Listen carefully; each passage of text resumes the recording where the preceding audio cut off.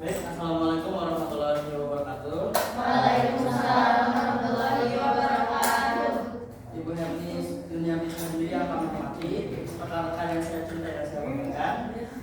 Pada ini, alhamdulillah kita pramudia yang berkuasa, kita dapat berkumpul pada perkuliahan dalam perkuliahan kita. Salawat serta salam semoga tercurah limpah kepada junjungan kita Nabi Muhammad Sallallahu Alaihi Wasallam, para keluarganya, sahabat dan seluruh keluarganya.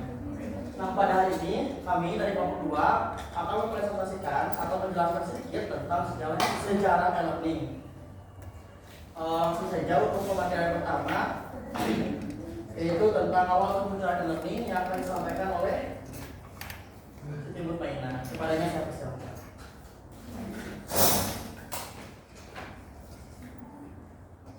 Terima kasih kepada moderator yang telah mempersilahkan saya untuk menjelaskan mengenai awal kemunculan dari e-learning. Nah, sebelumnya e-learning ini yang tadi telah dijelaskan di kelompok 1 yaitu merupakan sebuah konsep pembelajaran yang dilakukan melalui jaringan media elektronik. Nah, perkembangan teknologi yang sudah sangat maju di era modern dan globalisasi sekarang memungkinkan kegiatan belajar itu dilaksanakan dengan daring seperti yang telah kita rasakan ketika zaman COVID ya. Nah, pada awal kemunculan e-learning ini terjadi di beberapa tahapan, yang dimana kemunculan e-learning ini bermula dari diperkenalkan pertama kali oleh Universitas Illinois yang berlokasi di Urbana, Champaign. Nah, universitas ini memperkenalkan e-learning dengan menggunakan komputer yang bernama Pluto. Nah, tahapan perkembangannya yang pertama ada di tahun 1990, yang dimana pada tahun ini itu memunculkan komputer based training atau dengan disebut dengan CBT. Nah, pada tahun ini yang mana banyak bermunculan aplikasi e-learning yang menggunakan PC Stapler atau dikemas dalam bentuk CD-ROM. Nah, materi yang disajikan bisa dalam berbentuk tulisan dan juga multimedia seperti audio dan video. Lalu pada tahun 1994 ini muncul CBT yang sudah diterima oleh masyarakat. Nah, di tahun ini komputer based learning ini diterima oleh masyarakat luas. Oleh sebab itu, komputer based learning mulai hadir dalam beberapa bentuk paket yang lebih menarik dan CBT ini mulai diproduksi secara masif.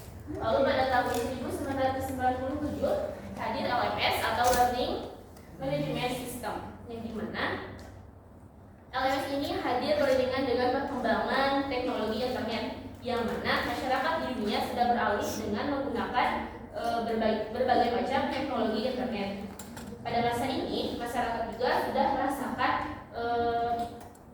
merasakan sangat butuh dengan apa yang ada di internet. Seperti ketika kita ingin mencari informasi yang biasanya susah untuk didapatkan, dengan adanya internet ini kita akan dengan mudah mendapatkan informasi yang ada di jaraknya yang jauh. Lalu dengan berdasarkan kebutuhannya tadi, learning management system ini semakin pesat perkembangannya, kemudian memunculkan sebuah pemikiran standar yang dimana mengatasi masalah interoperabilitas yang terjadi antara LMS satu dengan LMS yang lainnya. Beberapa contoh bentuk standar yang muncul seperti standar yang dikeluarkan oleh Airline Industry CBT Community. Lalu pada tahun 1999 dijadikanlah lahirnya aplikasi e-learning yang berbasis web. Nah, pada tahun ini munculnya sebuah aplikasi yang berbasis web dengan perkembangan Learning Management System, yang dimana merupakan perkembangan secara total yang mengubah sistem pembelajaran dan administrasi belajar mengajar menjadi lebih mudah. Dan Learning Management System ini juga mulai dikombinasikan dengan majalah, surat kabar, dan situs-situs informasi lainnya. Konten dari e-learning juga semakin kaya dengan Gabungan multimedia seperti video streaming dan penampilan interaktif yang hadir dalam berbagai pilihan format data yang berukuran kecil juga besar.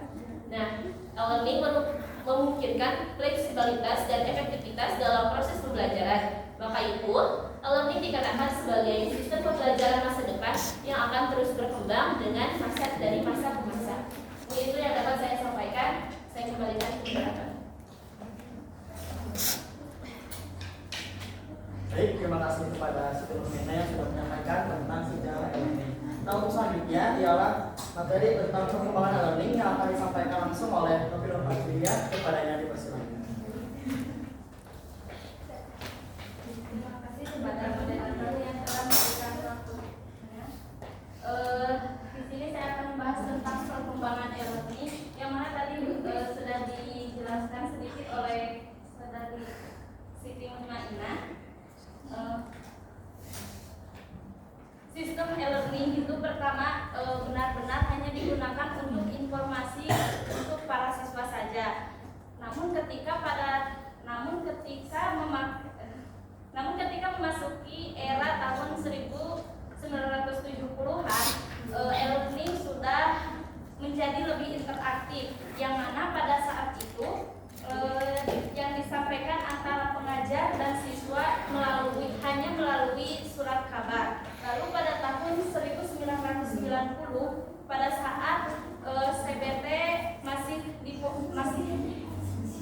CBT masih populer digunakan, mulai bermunculan aplikasi e-learning yang seperti CD-ROOM yang mana isinya itu hanya berisikan video, audio, dan tulisan.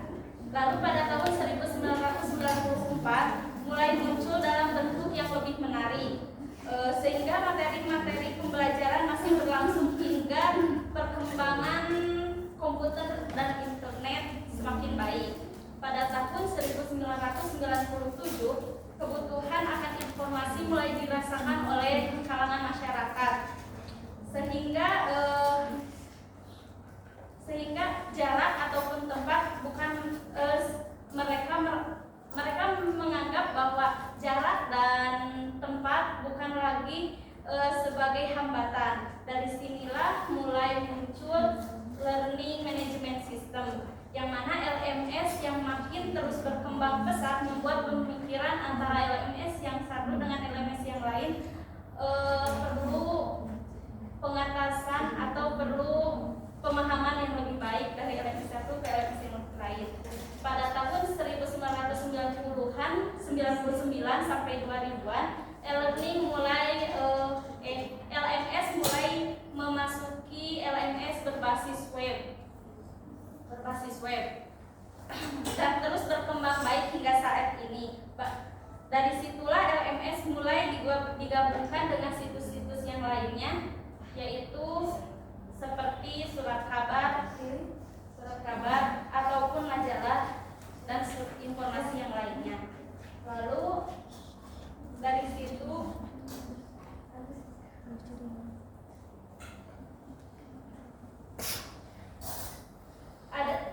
ada kecenderungan kemajuan pendidikan Indonesia. Yang pertama ada berkembangnya pendidikan terbuka dengan modus jarak jauh. Yang kedua, sharing resource bersama antar lembaga pendidikan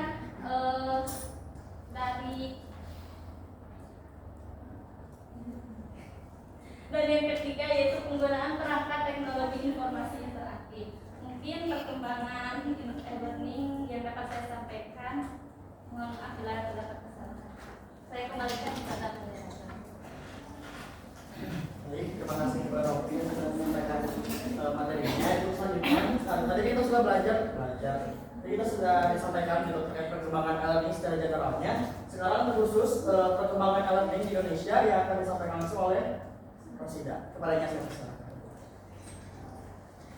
Baik, terima kasih kepada moderator yang telah mengizinkan saya untuk bisa melanjutkan mengenai perkembangan e-learning di Indonesia. Nah, untuk perkembangan e-learning di Indonesia pada tahun 1950, Dr. Paulina Fadel MLS, yaitu seorang staf ahli dari Kementerian Riset dan Teknologi Indonesia, menyebutkan bahwa jauh itu akan berevolusi menjadi e-learning.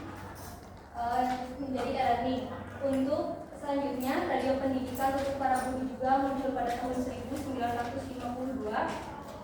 Tahun 1980 akan muncul peningkatan para guru menuju jenjang ke 502 dan dilanjutkan dengan perkembangan profesi dosen ke tingkat akte 4 yang kemudian dilanjutkan, itu bukan dianjurkan tetapi dilanjutkan oleh terbentuknya universitas terbuka pada tahun 1984. Nah, untuk perkembangan e-learning di Indonesia akan sejalan dengan perkembangan TIK, yaitu Teknologi Informasi dan Komunikasi. Adapun untuk program perkembangan TIK khususnya dalam infrastruktur, yaitu yang pertama pada tahun 1999 sampai tahun 2000 mengenai jaringan internet. Yang kedua pada tahun 2000 sampai 2001 mengenai jaringan informasi sekolah. Nah, terbentuknya surat keputusan Menteri Pendidikan nomor 107 Undang-Undang tahun 2001 tepatnya pada tanggal 2 Juli 2001 mengenai program pendidikan jarak jauh itu tidak hanya dilakukan oleh universitas terbuka saja, tetapi perguruan tinggi lainnya yang mempunyai kapasitas untuk kualitas untuk menyelenggarakan pendidikan terbuka atau jarak jauh menggunakan e-learning diizinkan untuk melakukan pembelajaran. Tidak hanya itu, lembaga-lembaga non formal seperti kursus-kursus juga mulai memanfaatkan e-learning untuk melaksanakan program yang akan diselenggarakannya. Yang selanjutnya pada tahun 2001 pelaksanaan keputusan Menteri Pendidikan yang akan dilaksanakan dan disusul oleh pembentukan Undang-Undang Dasar Nomor 20 Tahun 2003 tentang Sistem Pendidikan Nasional Pasal 31 yang menyatakan bahwa pendidikan jarak jauh itu memberikan layanan pendidikan kepada masyarakat yang tidak dapat melaksanakan pendidikan secara tatap muka atau reguler. Yang kedua, pendidikan jarak jauh diselenggarakan pada semua jalur, jenjang, dan jenis pendidikan. Selanjutnya, yang ketiga adalah bentuk pendidikan jarak jauh itu mencakup program pendidikan seperti tertulis, radio, audio, TV, dan berbasis jaringan komputer lainnya. Untuk yang ketiga itu tahun 2000 sampai 2003 mengenai With Area Network Kota. Di sini terdapat salah satu contoh penggunaan e-learning, yaitu terdapat situs edukasi.net yang diluncurkan oleh Menteri Pendidikan Nasional dan Menteri Riset dan Teknologi Indonesia pada tahun 12 Agustus tahun 2003.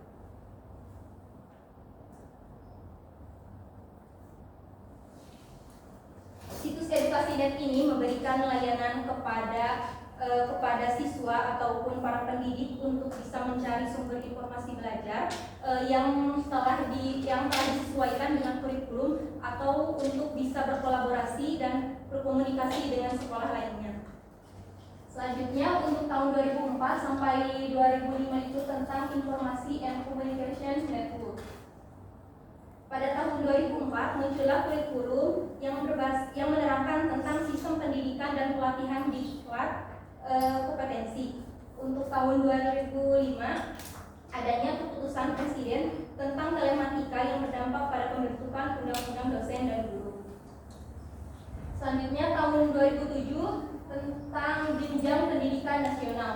Kan tadi pada tahun 2001 dikatakan bahwa pada tahun 2003 dikatakan bahwa tidak hanya universitas terbuka saja yang dapat melaksanakan pendidikan jarak jauh itu, tetapi ada ada universitas lain yang dapat melaksanakan pendidikan jarak jauh.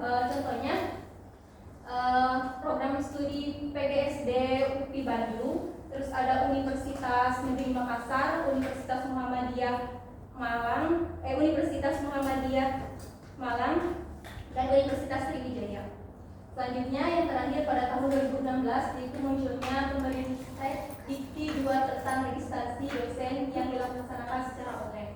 Nah, untuk perkembangan e-learning di Indonesia ini dari setiap tahun ke tahunnya pasti akan mengalami peningkatan.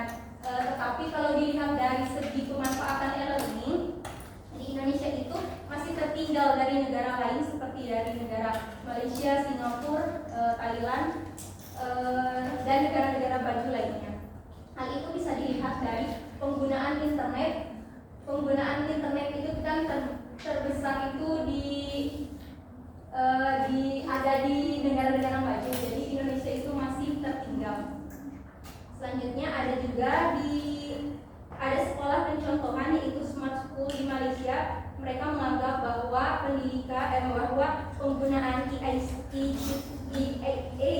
itu khususnya internet bisa mendorong siswa untuk bisa lebih kreatif, aktif, dan bisa menampilkan pembelajaran secara kreatif. Mungkin itu yang dapat saya sampaikan. Selanjutnya saya kembalikan ke moderator. Baik, untuk perkembangan di Indonesia sudah dijelaskan oleh Rosida. Gitu. Selanjutnya ialah tentang keberhasilan, faktor-faktor keberhasilan e-learning yang akan disampaikan oleh si PID bisa kepadanya siapa. Baik, terima kasih atas informasinya. Di sini saya akan melanjutkan pembacaan sebelumnya, yaitu mengenai faktor keberhasilan e-learning. Di era digital saat ini, dunia pendidikan sangat dipengaruhi oleh kemajuan teknologi, yaitu salah satunya adalah e-learning. Setelah diteliti oleh banyak ahli, terdapat beberapa faktor yang menyebabkan keberhasilan e-learning, yaitu yang pertama, e-learning telah banyak digunakan di lembaga pendidikan. Kemudian e-learning merupakan alternatif dari belajar mengajar. Yang selanjutnya, terdapat faktor-faktor yang mempengaruhi efektivitas dan efisiensi pembelajaran daring. Dan yang terakhir, faktor penentu keberhasilan yang mempengaruhi efisiensi, kolaborasi, kreativitas siswa, konten siswa, dan juga infrastruktur.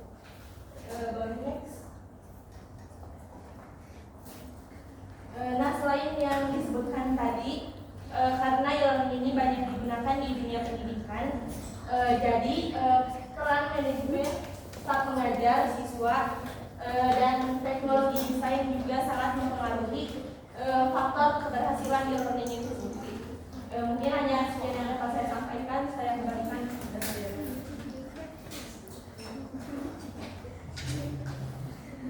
Baik, untuk sesi pembelajaran sudah selesai. Untuk selanjutnya ya sesi diskusi. Barangkali dari rekan-rekan ada yang ditanyakan, saya persilakan.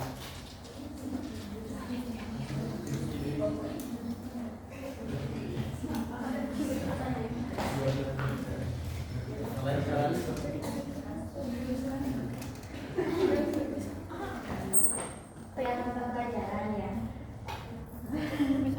khususnya dalam pembelajaran yang berhubungan dengan komputer. Nah, bagaimana keefektifan CBT dalam pembelajaran maupun daring atau luring?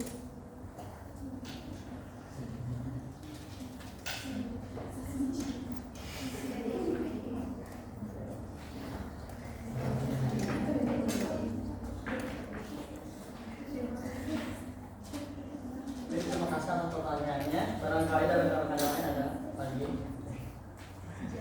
Kalau ini menjelaskan baik, jadi bertanya, karena ini menjelaskan mengenai perkembangan e-learning ya, kira-kira ada nggak sih masa-masa emasnya e-learning di Indonesia?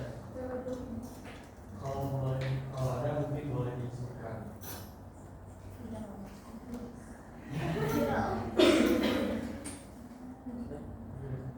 Baik, untuk pertanyaan kita batasi ya untuk pertanyaan saja. Untuk menjawabnya sendiri, kami memerlukan waktu untuk berdiskusi terlebih dahulu.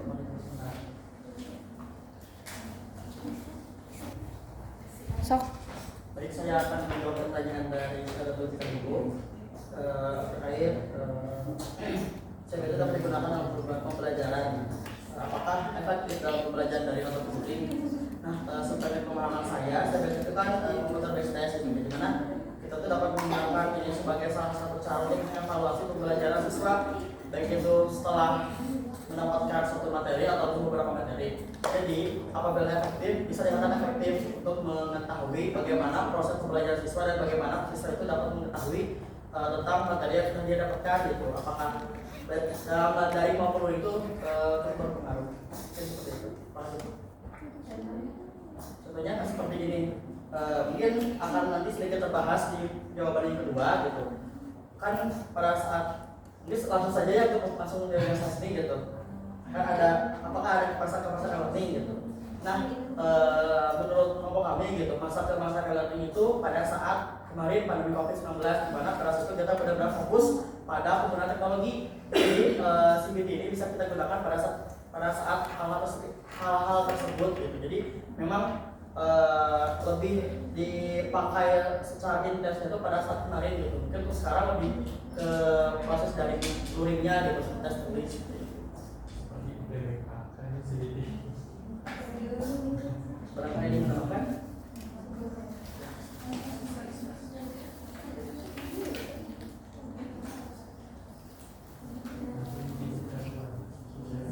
Nah baik, untuk sesi diskusi mungkin cepat terlebih dahulu.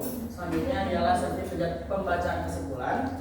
Jadi e-learning merupakan salah satu produk dari teknologi informasi yang merupakan suatu solusi untuk menghadapi persoalan-persoalan di pendidikan.